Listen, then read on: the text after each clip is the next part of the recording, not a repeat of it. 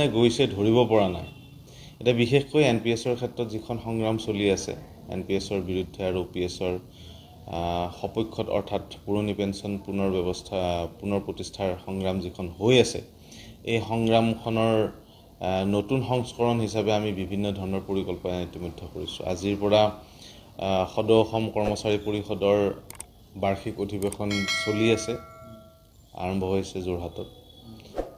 যদিও মই প্ৰত্যক্ষভাৱে সংস্থাটোৰ লগত জড়িত নহয় কিন্তু আমি আশা ৰাখিছোঁ যে আজি পৰা আৰম্ভ হোৱা এই মানে অধিৱেশনে এনপিএছৰ বিপক্ষত স্থিতি লৈ কৰ্মচাৰীসকলৰ ক্ষেত্ৰত যি ওপিএছ প্ৰতিষ্ঠাৰ বাবে সংগ্ৰামখন চলি আছে এই সংগ্ৰামখনত চৰকাৰী যন্ত্ৰটো যেহেতু তেওঁলোকৰ আমি শুনিছোঁ যে তেওঁলোকৰ অধিৱেশনত অসম চৰকাৰৰ মুখ্যমন্ত্ৰী বা আন মন্ত্ৰীসকল বা অসম চৰকাৰৰ বিভিন্ন বিষয়ববীয়াসকল তাতে উপস্থিত থাকিব আৰু আমি সেইকাৰণে আশা ৰাখিছোঁ যে যেহেতু যোৱা 24 তাৰিখৰ পৰা সদৌ অসম কৰ্মচাৰী পৰিষদে এনপিএছৰ বিৰুদ্ধত সংগ্ৰাম আৰম্ভ কৰিছে বহুত দেৰিকৈ আৰম্ভ কৰিলেও এখন সংগ্ৰামৰ ক্ষেত্ৰত আমি তেওঁলোকক ধন্যবাদ জনাইছোঁ আৰু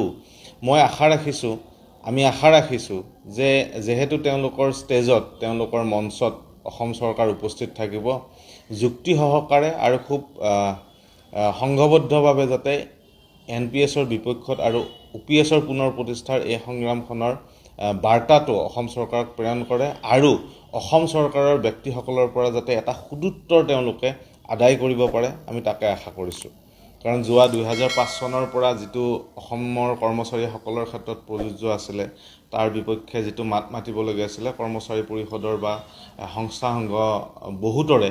মাত আমি দেখা নাছিলোঁ কিন্তু যিয়ে নহওক দীঘলীয়া হ'লেও এই সময়খিনি ইতিমধ্যে পাৰে হ'ল গতিকে আৰু এটা কথা এইখিনি সময়তে যদি অসমৰ কৰ্মচাৰীসকলে যদি এক হৈ যদি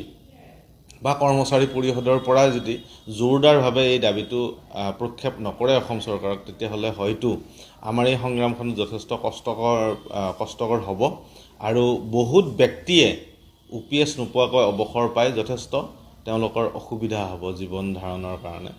আৰু দ্বিতীয় কথাটো হৈছে কি আমি সদৌ অসম চৰকাৰী এনপিএছ কৰ্মচাৰী সংস্থাই এনপিএছৰ বিপক্ষে আৰু ওপিএছ পুনৰ উদ্ধাৰৰ কাৰণে আমি যিখন সংগ্ৰাম কৰি আছোঁ অনাদিকাললৈকে আমি চলাই যাম যেতিয়ালৈকে এই ওপিএছটো অসমৰ ৰাজ্যত পুনৰ প্ৰতিষ্ঠা নহয় তাৰ কাৰণে আমি ৰাজনৈতিক ক্ষেত্ৰখনৰ বিভিন্ন ব্যক্তিৰ লগত ইতিমধ্যে কথা পাতিছোঁ আৰু অনাগত সময় 2026 বৰ্ষত আমাৰ তেওঁলোকৰ প্ৰতি আহ্বান থাকিল যে তেওঁলোকে মৌন নহয় স্পষ্টভাৱে ৰাজ্যত ওপিএছ প্ৰতিষ্ঠা কৰাৰ কাৰণে তেওঁলোকে সক্ৰিয় অংশগ্ৰহণ কৰে নে নকৰে তাতে স্পষ্ট যাতে কৰে সকলো ৰাজনৈতিক দল সকলো সুধী সমাজ সকলো ব্যক্তিকে মই এই ক্ষেত্ৰত অনুৰোধ জনাইছোঁ আমি 2026 আৰম্ভণিৰ পৰাই ৰাজ্যৰ বিভিন্ন প্ৰান্তত গৈ কৰ্মচাৰীসকলৰ লগতে সাধাৰণ ৰাইজ আৰু ৰাজনৈতিক মহলক আমি এই ক্ষেত্ৰত বাৰ্তালাপ কৰাৰ কাৰণে এটা আমি দীঘলীয়া পদক্ষেপ গ্ৰহণ কৰিছোঁ আৰু কৰ্মচাৰী পৰিষদৰ আন্দোলনৰ মাজে মাজে আমাৰো আন্দোলন চলি থাকিব